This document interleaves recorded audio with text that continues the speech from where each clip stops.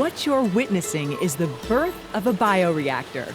No, it's not nuclear or radioactive, but it is something that could make Oakland View Farms in Caroline County one of the most innovative on the Eastern Shore when it comes to protecting the bay. I've always tried to pick out what is good for the environment and something that we can work with. I think it's a timely thing that needs to be tried. Bioreactor is a fancy name for something remarkably simple.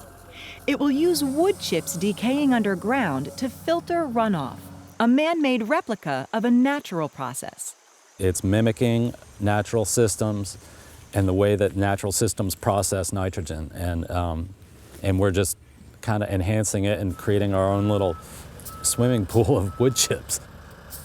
Cow manure from the Oakland View dairy operation is used as fertilizer, and it's full of nutrients that help crops grow. But when those nutrients escape the farm and run off into the creeks and streams that lead to the Chesapeake Bay, they can cause huge increases in algae, known as algae blooms. When those blooms die, they steal oxygen from life in the bay. That's where the bioreactor comes in.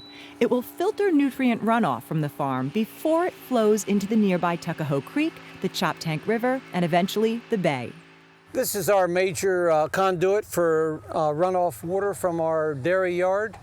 Our process that we're working on is to treat and improve that water quality before it leaves our property.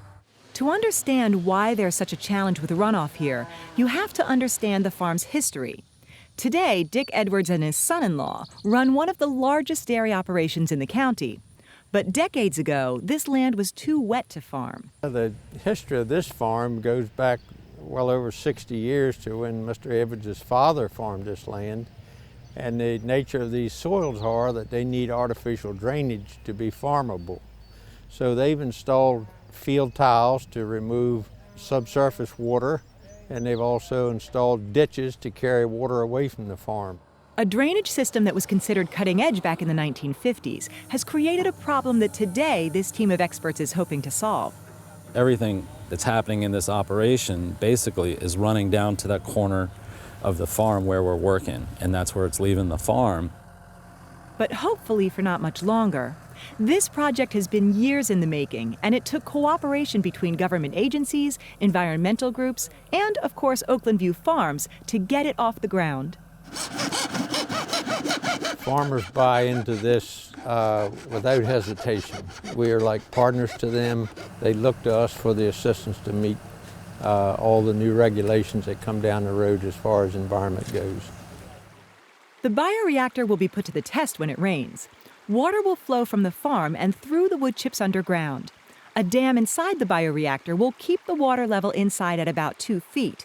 That way it's there long enough for the wood chips and bacteria to clean the water before it leaves the farm on its way to the bay. As the water leaves, hopefully it'll have about 40% less nitrate than when it came into the box, and will be cleaner going into the Tuckahoe Creek.